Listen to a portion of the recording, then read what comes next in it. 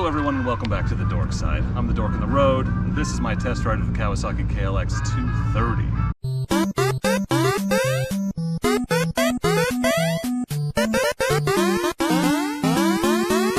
I'm here at Power Motorsports in Sublimity, Oregon, and they are awesome enough to have given me the opportunity to come in and do some test rides, and I'm going to test ride this KLX230, one of the most modern, newest, potentially best on the market, first motorcycles out there. So I'm eager to get out and give it a test ride, put it through its paces. So big thanks to Power for the opportunity, and I hope you enjoy the video. So this is a new KLX230. It's got less than 100 miles on it. It's seen a little bit of riding, but for all intents and purposes, it's a brand new bike.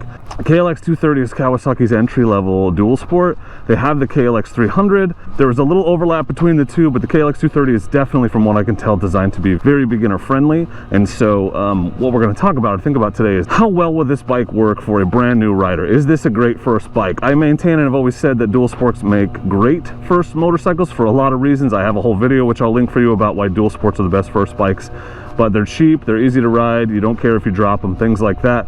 Unlike a fancier, more expensive street bike. Smaller dual sports are obviously better for new riders, and if you're at all interested in riding on and off-road, exploring forest roads, but also being able to ride out on the highway, on the streets, then a bike like the KLX230 is a great motorcycle for you. So we're gonna go out and do a pretty extended test ride. First impressions as you sit on the bike, suspension sag is significant enough that if the seat height intimidates you, it will be less intimidating when you get your weight on the bike. So I have a 30-inch inseam and I have the balls of both feet comfortably on the ground. I would have no qualms taking this bike on uneven terrain, on technical terrain, on a steep hill climb that I didn't know what was at the top of. You know, you get into those unexpected situations where you sometimes have to turn around or whatever, and being able to reach the ground easily is something that's helpful in those situations. And seat height is one of the most intimidating things for new riders. The seat height on this I think is 34-ish inches, but it doesn't feel like it. You got to account for that sag. So don't let numbers on paper intimidate you. You need to go sit on the bike before you know how it's really going to feel before you reach the ground. And also that seat height thing for new riders is like intimidating at first, but it's something you kind of get used to pretty quickly. Seat is hard, like all dual sport seats. I always recommend a seat concepts or at least a seat cover, but enough talking, let's ride this thing. All right, let's go out, let's give it a spin. So first ride on the KLX230. All right, first impressions, it feels like a small dual sport. So I had a 250L, I rode it a lot, and it's not dissimilar to that. Throttle is responsive, but not intimidating, which is to be expected from a 230, a small dual sport like this. It's the kind of bike that's pretty forgiving to beginners. You've got a lot of leeway to make mistakes. And as you're learning clutch control and all those things, it's not life or death situation if you make a mistake on a bike like this. Again, not earth-shattering information on a 230, but something to think about.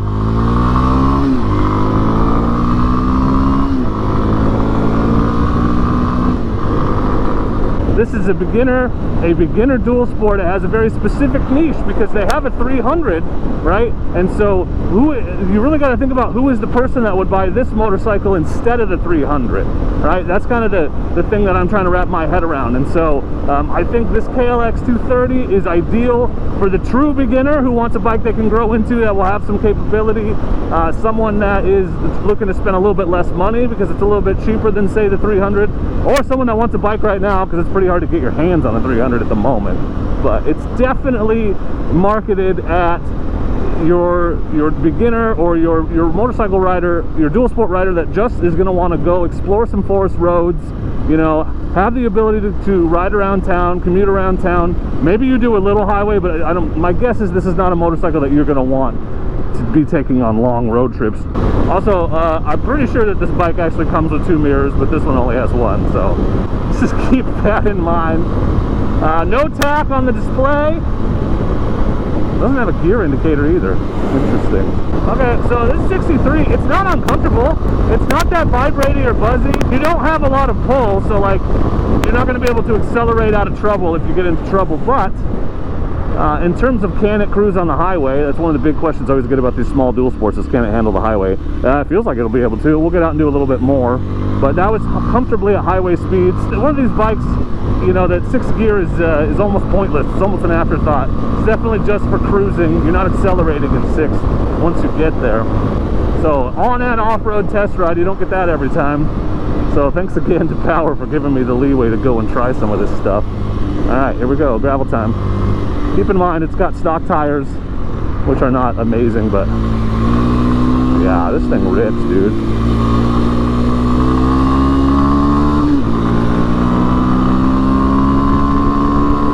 It's got surprising power. It's definitely pulling as I'm turning into these corners and leaning up, trying to rip. This is a hill, you can't tell on the GoPro. Oh, sliding the ass end around a little. I like it.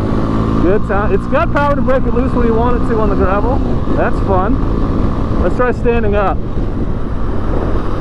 Okay, well, I definitely would want risers for standing up on this bike personally, but I gotta tell you, it is so narrow between my knees. It is very easy to stand up and grip the bike with my knees. That is nice. I don't think I've ever ridden a bike that's this easy to wrap my knees around the tank and really grip it so I can hold myself up with my knees and get my weight off the bars very easily. I think I'd want risers, although it's not too bad. It's not bad leaning down. So this is good. That narrowness, that's a real win for off-road riding and when you're standing up. So I'm impressed with that. Suspension, you know, surprisingly stiff actually. My 250L, I always complained about how squishy the suspension was, and I don't feel that necessarily with this KLX. Kawasaki dual sports have better suspension than the Hondas. It's just a thing, like, don't be offended, it's just true.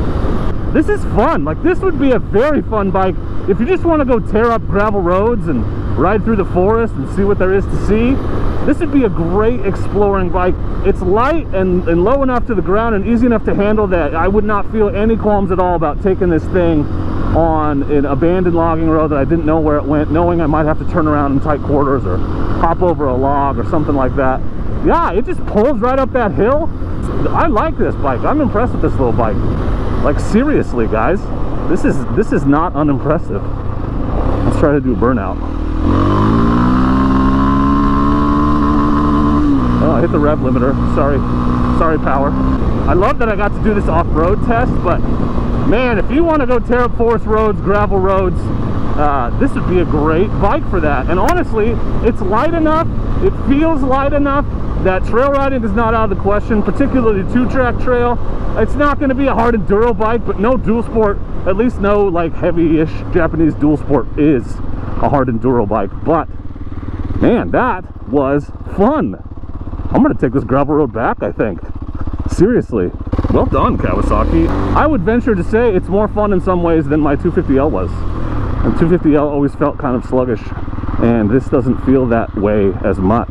Okay, that was fun. So I just came, I don't know, a couple miles down this gravel road, sliding it sideways around the corners a little bit, trying to break the rear end loose. This is a fun little bike to just throw around. You always worry about the beginner-friendly bikes and if they're going to be fun for someone that's got a little bit more skill, someone that's not a beginner, because one, it just makes it a more versatile motorcycle, and two, you're not going to be a beginner forever, right? You're going to grow into a bike, your skills are going to improve, and once they do, are you going to be bored with the bike that you bought as a beginner? And I don't think this bike would be boring at all. They're just really all around good. So I just took it on the highway at 65 miles an hour, no problem. Just tore up this gravel road, hauling ass and throwing it around, no problem. I'm gonna do a little bit more extended highway ride out here in a minute. I bet it's gonna eat that up too. So if you're thinking about this as your first bike or as a beginner bike or a bike for someone who's new to dual sport riding or just to riding in general, but you're worried they're going to get bored with it, I don't think you will. I think there's plenty here to be unintimidating to a beginner, but to give them a lot of room to grow into a bike both on and off road. A few stats on this bike. So the MSRP on this bike is $4,600 for the non-ABS model and $4,900 for the ABS model. So about as entry-level low cost as you can get when it comes to dual sports. The engine is 233 cc's. It's got about 19 horsepower depending on which article you read. Seat height is 34.8 inches, which sounds tall until you swing your leg over it and that sag kicks in. If you have a short inseam like me, I have a 30-inch inseam, and you're thinking, well, I won't even be able to get my feet down on that. That is not true. You just need to sit on one because suspension sag is part of that. Front and rear suspension. Front suspension has 8.7 inches of travel, not adjustable. So that's one thing, the one way they save money with the 230 versus the 300, because the 300 is adjustable. The rear is preload adjustable and has 8.8 inches of suspension travel. It's got a 2-gallon tank like friggin' every dual sport ever, and it weighs right around 293 pounds. Seems to be, at least looking at the design and the choices that they've made, the most accessible dual sport. It's bare bones, which keeps the price down, but if you want a bike that is capable, that will get you there without a bunch of bells and whistles. This is a great bike to consider, especially, again, if you're a newish rider. That's not me saying that a rider with some experience wouldn't enjoy this bike. If you're looking for a low-cost bike to throw around in the woods, you're coming from a street bike and you want to move to off-road riding, you just want to save a little money over the 300s, the KLX is definitely worth considering. I'm not trying to dismiss it as a beginner bike. I just had a great time riding it, and I'm going to have a great time riding it back. I'm more impressed with it than I thought I would be so far, and that's honestly saying a lot. I thought for sure I was going to ride it and be like, meh, it's not that fun, but it's fun. I think sometimes having less power is actually fun because you can just piss wind and you know, keep it wide open throttle all the time. Riding a slow bike fast is very fun, especially on gravel like this. Okay, so thoughts on the highway test. Seat's uncomfortable, that's kind of a given, but I'm impressed with, one, the brake response is really good. It's got a very smooth, especially front brake. I like that a lot.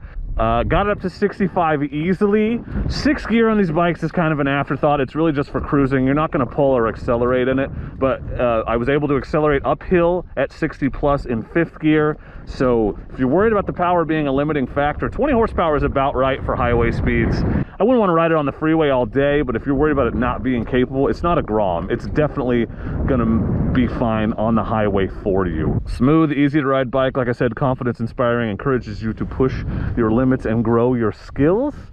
So overall, Kawasaki, the KLX230, that's a fun bike if you're looking for either an entry-level motorcycle or just a low-cost bike to, you know, use to rip around. Maybe you've got a property you ride, maybe you've got trails in your backyard, maybe you live next to the woods and you just want to go out and explore.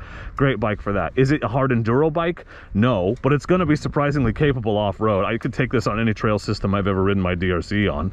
And really the biggest difference I would notice would be in the power when I'm trying to climb hills and get over obstacles. It's not going to have that immediate torque that a bigger motor has, but it's plenty capable in terms of suspension, tires, and everything else to get you through, over, and around anything you're going to encounter while out just exploring the woods. So impressive little bike. So yeah, overall, I mean, 2 thumbs up for the KLX 230. I got to tell you, I didn't think it would be this good. I thought 230, why'd they even make that? Why'd they even have that when they have the 300? But lower price point, lower bar to entry, easier to get into the sport, into riding, and it's a great model for that. So I'm going to add this to my list of bikes that I recommend to people when they're looking at their first bike. The TW200, the XC250, DR200, and the KLX230, all kind of are great bikes for someone who is trying to get started or transition to riding off-road. So I'm going to hit this gravel road again to get back to the dealership.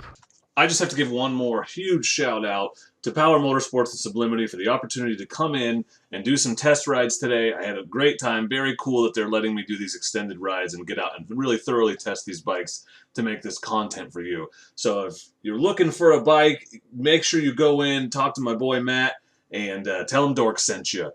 I hope you enjoyed this test ride and sort of initial review on and off-road of the KLX 230. I know I had a really good time riding it. If you have any questions about the bike that I can answer with my limited time on it, I'd be happy to try. Please just leave them in the comments. But for now, and as always, I just want to say thank you all very much for watching. And please do not forget to be excellent to each other.